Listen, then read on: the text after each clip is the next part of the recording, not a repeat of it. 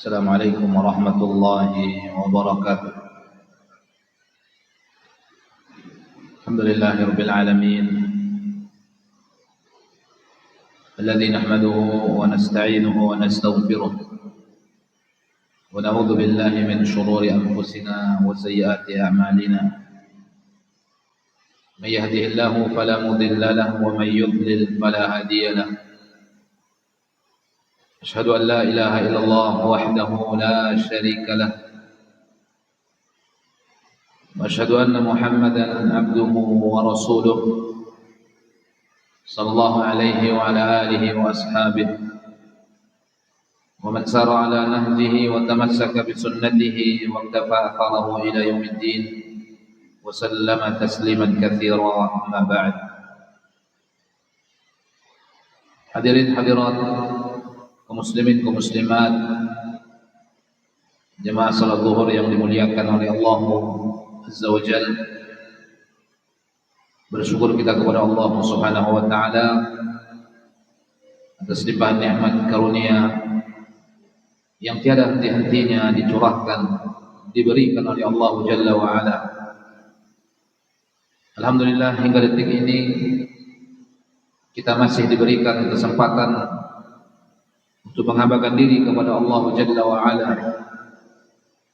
Kita memenuhi panggilan azan, kita datang ke masjid dengan tujuan melaksanakan salat, dan kita lakukan secara berjamaah bersama kaum muslimin. Salawat dan salam tercurahkan kepada Rasulullah sallallahu alaihi wasallam, tercurahkan salawat dan salam untuk keluarga Nabi, seluruh para sahabatnya ridwanullahi alaihim ajma'in wa man tabi'ahum bi ihsanin ila yaumiddin.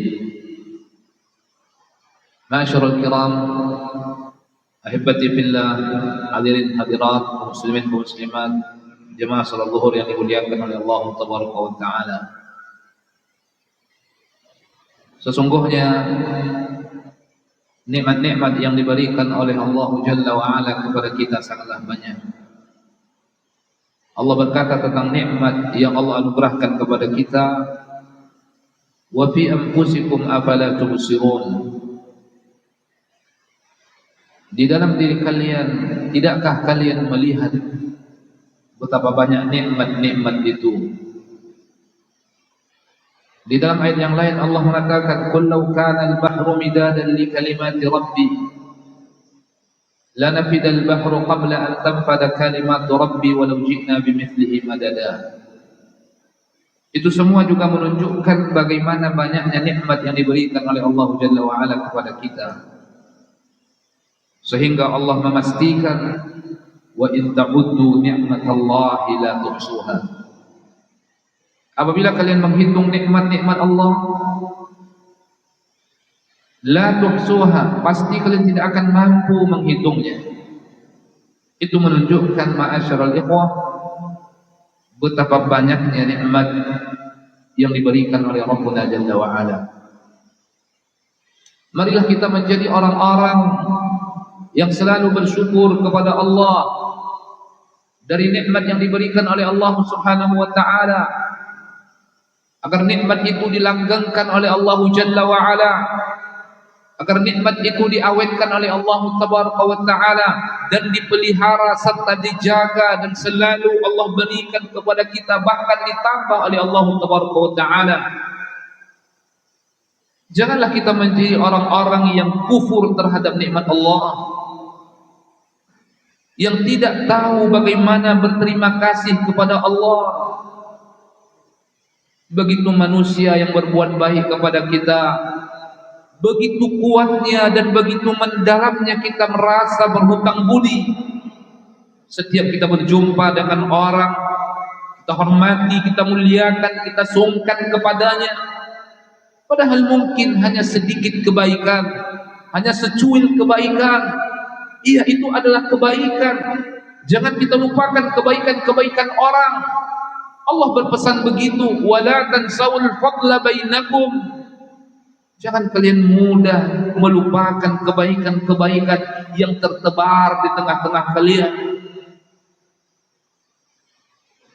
Tetapi ketahuilah, kebaikan yang sesungguhnya yang kita terima itu senantiasa kebaikan Allah Tabaraka wa Ta'ala, nikmat yang padanya kita selalu terbolak-balik mempergunakannya siang malam, setiap mata kita berkedip, setiap jantung kita berdetak. Nikmat sesungguhnya yang kita gunakan adalah nikmat Tuhan, nikmat Allah. Mari kita menjadi orang yang bisa berterima kasih kepada Allah, yang bisa bersyukur kepada Sang Pencipta yang telah memberikan nikmat yang begitu banyak dan melimpah itu kepada kita.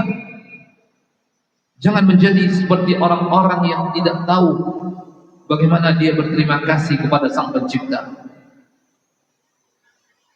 Marilah kita menjadi orang-orang yang bersyukur, karena orang-orang yang bersyukur itu tidaklah banyak, wahai saudara-saudariku. Orang yang bersyukur dibanding yang tidak bersyukur, lebih banyak yang tidak bersyukur. Orang yang berterima kasih dibanding dengan orang yang tidak berterima kasih, lebih banyak orang yang tidak berterima kasih. Makanya Allah mengatakan, wa qalilum min ibadiyasy syakur, sedikit dari hambaku yang mampu bersyukur kepadaku. Sedikit dari hambaku yang bisa bersyukur kepadaku, sedikit dari hambaku yang mampu bersyukur kepadaku, yang pandai bersyukur kepadaku. Ketika diturunkan ayat yang mulia ini, sampailah kepada Umar ibn al-Khattab, seraya Umar mengatakan, Allahumma wajadna qalila, ya Allah, jadikan aku masuk ke dalam kelompok yang sedikit itu. Siapa mereka?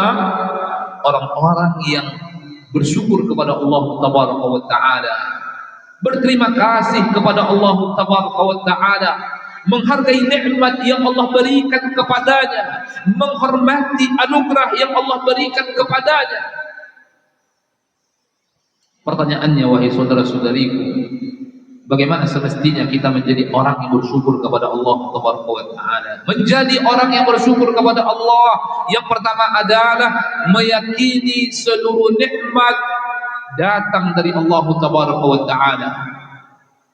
Modal utama seorang muslim, seorang muslimah, agar dia menjadi seorang muslim bersyukur, seorang muslimah yang bersyukur, yakini seluruh nikmat datang dari Allah Tabaraka wa Ta'ala, bukan datang dari orang lain, bukan datang dari siapapun, melainkan nikmat itu datang dari Allah.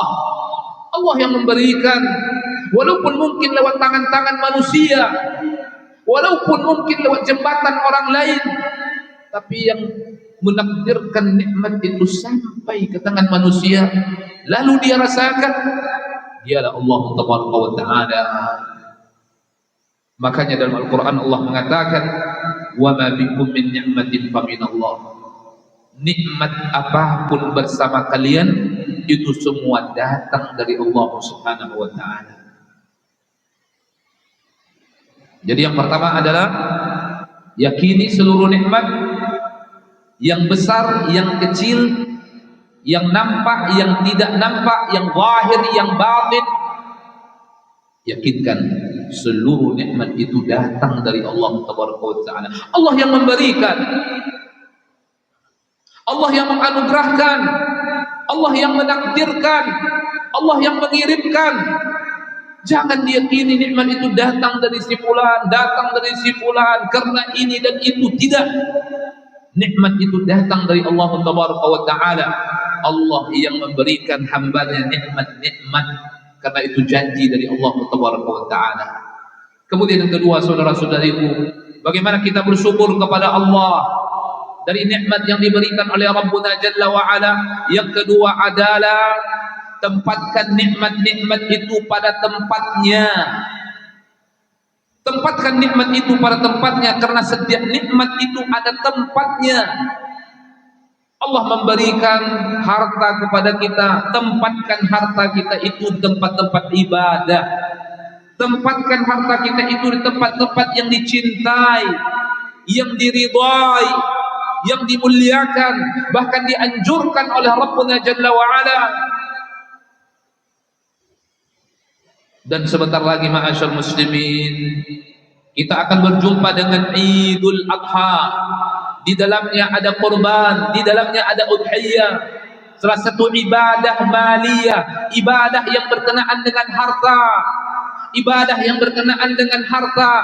Siapapun yang diberikan nikmat kelapangan harta, siapapun yang diberikan nikmat anugerah harta oleh Allah Tabaraka wa Ta'ala, keluarkan harta kita untuk melakukan udhiyah, bentuk bersyukur kita kepada Allah dari nikmat harta yang telah dianugerahkan oleh Rabbuna Jalla wa'ala.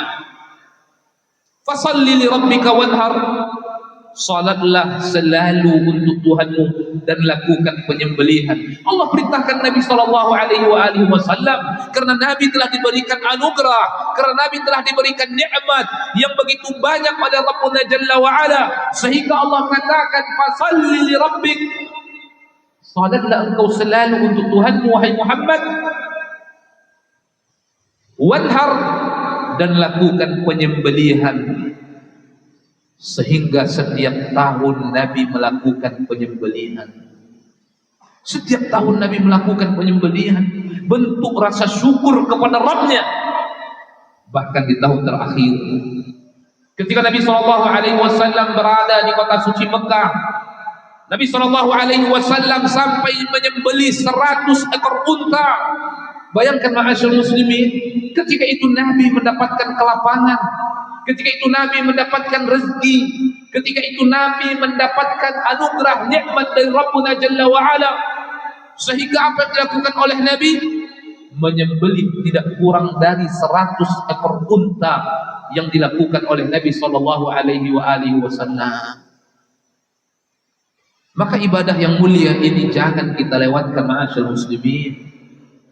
Fasalli li rabbika wanhar, lakukan penyembelihan, lakukan salat untuk Rabbmu dan lakukan penyembelihan, lakukan udhiyah, ibadah pengorbanan, ibadah maliyah yang dicintai oleh Rabbuna Jalla wa'ala. Qul inna salati wa nusuki wa mahyaya wa mamati lillahi rabbil alamin. Jadi bagaimana seorang hamba bersyukur kepada Allah? Cara yang kedua adalah tempatkan nikmat itu pada tempatnya. Barang siapa yang menempatkan nikmat-nikmat pada tempatnya, berarti dia telah bersyukur kepada Allah Tabaraka wa Ta'ala. Kemudian yang ketiga, saudara-saudariku yang dimuliakan oleh Allah Tabaraka wa Ta'ala, bagaimana kita bersyukur kepada Allah? Dengan cara selalu memuji-muji zat yang telah memberikan nikmat itu kepada kita. Siapa? Allah. Puji Allah Tabaraka wa Ta'ala, panjatkan sanjungan untuk Allah. Ya Allah, pujian bagimu, sanjungan bagimu. Engkau telah memberikan anugerah, engkau telah memberikan nikmat. Anta kama athnaita ala nafsik, engkau maha terpuji seperti engkau memuji dirimu ya Allah. Ucapkan alhamdulillah ala kulli hal, ucapkan alhamdulillah rabbil alamin, sehingga sempurnalah seorang itu menjadi orang yang bersyukur kepada Allah. Dia bersyukur dengan menempatkan nikmat itu pada tempatnya. Kemudian dia yakini nikmat itu datang dari Rabbul Alamin. Kemudian setelah itu dia selalu memuji Allah Tabaraka wa Ta'ala atas nikmat yang diberikan oleh Allah Tabaraka wa Ta'ala. Kemudian sesuatu yang mesti kita ketahui ma'asyar muslimin, ingat nikmat ini adalah amanah. Nikmat ini adalah tanggung jawab. Nikmat ini adalah sesuatu yang besar yang akan diminta pertanggungjawaban, yang akan dituntut pertanggungjawabannya oleh Allah Tabaraka wa Ta'ala. Allah mengatakan, "Tsumma latus'alunna yawma idzin 'anil na'im." Sungguh kamu akan ditanya pada hari kiamat tentang nikmat-nikmat itu. Allah akan bertanya kepada kita, nikmat waktu luang kemana kita gunakan? Nikmat umur kemana kita buang? Nikmat harta kemana kita buang? Dan nikmat-nikmat yang lain sekecil nikmat akan dijaga oleh Allah Taala. Bagaimana nikmat yang begitu besar, bagaimana nikmat usia, bagaimana nikmat harta kekayaan, bagaimana nikmat-nikmat yang lain, nikmat mata, nikmat telinga, nikmat hidung, nikmat mulut, nikmat tangan, nikmat kaki, seluruhnya akan diminta pertanggungjawaban oleh Allah Taala. Dan amanah ini ma'asyal muslimin bukan sesuatu yang ringan. Inna aradna al-amanata 'ala as-samawati wal ardi wal jibal fa abayna an yahmilnaha wa ashfaqna minha wa hamalaha al-insan innahu kana zaluman jahula. Sesungguhnya kami perlihatkan perkara amanah kepada langit-langit, kepada bumi-bumi, kepada gunung-gunung. Fa abayna an yahmilnaha, tiga makhluk besar kuat perkasa ini enggan memikul amanah, merasa sulit memikul amanah. Wa hamalahal insan, lalu amanah itu pun dipikulkan kepada manusia. Banyak manusia yang tidak bisa menjalankan amanah, yang mereka lakukan justru kebodohan dan keangkuhan. Ma'asyiral ikhwah yang dimuliakan oleh Allah Taala, apapun nikmat yang berada di hadapan kita, tempatkan nikmat itu pada tempatnya. Puji Allah Taala setinggi-tingginya, sanjung Allah Taala sebesar-besarnya, agungkan Rabbuna Jalla wa Ala seagung-agungnya, dan minta selalu pertolongan kepada Allah untuk menjaga nikmat, seluruh nikmat yang diberikan oleh Allah Taala. Terakhir, ma'asyar muslimin yang dimuliakan oleh Allah Taala, ingat selalu, andaikan Rabbuna Jalla wa Ala mencabut nikmat dari kita, agar kita bisa betul menghargai nikmat-nikmat Tuhan. Di akhir surat Al-Mulk, Allah mengajak kita untuk merenung. Andaikan satu nikmat itu dicabut oleh Allah Taala, Allah mengambil satu contoh, yaitu air. Qul ara'aytum in asbaha ma'ukum ghawra faman ya'tikum bima'in ma'in. Qul ara'aytum, bagaimana menurut kalian, bagaimana kalian lihat, in asbaha ma'ukum, andaikan air-air di tempat kalian itu tiba-tiba kosong, tidak ada yang mengalir. Begitu melihat ke sumur, hilang air, sumur kering. Begitu kita putar keran di rumah kita, ternyata tidak ada air yang keluar. Begitu kita lihat bak mandi, tidak ada air, air itu tiba-tiba hilang. Qul ara'aytum in asbaha ma'ukum ghawra. Allah perintahkan kita merenung, Allah perintahkan kita berpikir. Lalu Allah mengatakan, faman ya'tikum bima'in ma'in. Kalau sudah seperti itu yang terjadi, siapa kiranya yang bisa memberikan kepada kalian air yang mengalir, kata Allah Taala. Ketika satu nikmat saja dicabut oleh Allah Taala, bisa habis kehidupan di muka bumi yang panah ini. Bagaimana andaikan nikmat-nikmat dicabut oleh Allah Taala? Semoga Allah Taala menjadikan kita orang-orang yang selalu bersyukur atas nikmat yang diberikan oleh Allah Jalla wa Ala. Membimbing kita selalu untuk menempatkan nikmat-nikmat itu pada tempatnya. Wa akhiru da'wana alhamdulillahirabbil alamin. Assalamualaikum warahmatullahi wabarakatuh.